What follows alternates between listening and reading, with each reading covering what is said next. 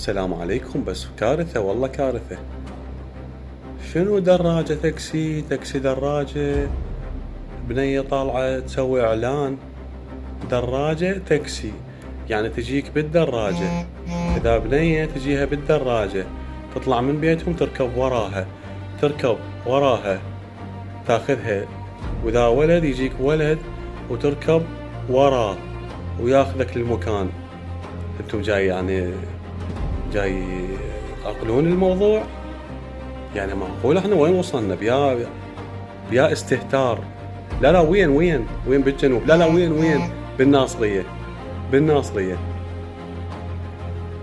يسمونها مدينة المواكب والشهداء والزيارة والكرم والصلاة والحوزة والثقافة الاجتماعية الدينية.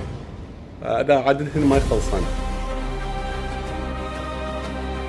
تطلب تجيك بنية بالدراجة، هي جاية بالدراجة السوق، وتطلع بنتك لو اختك لو زوجتك، تطلع توصلها الاخت، توصلها للمول، تركب وراها.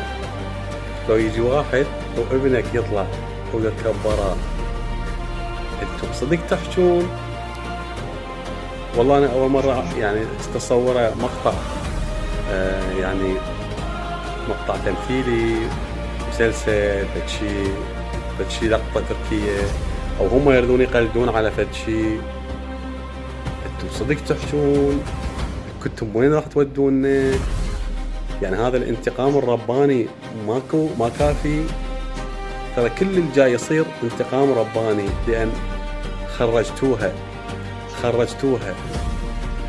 يعني لا امر بالمعروف، لا نهي عن المنكر، لا بل العمل بالمنكر والنهي عن المعروف. لعنة الله عليكم وعلى من أسس هاي الأمور.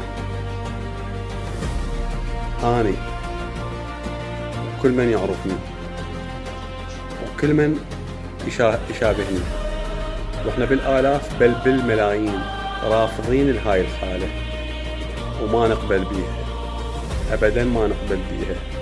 هاي الحالة مرفوضة، وأضعها أمام المسؤولين بالمحافظة. وأعتقد المسؤولين بالمحافظة كلكم تصلون، وكلكم مؤمنين، وكلكم عندكم مواكب، وكلكم رحتوا للزيارة. بس اسألوا نفسكم، تبي تروحون للإمام الحسين يقبل دراجة تاكسي؟ عيب والله عيب، وزحمة.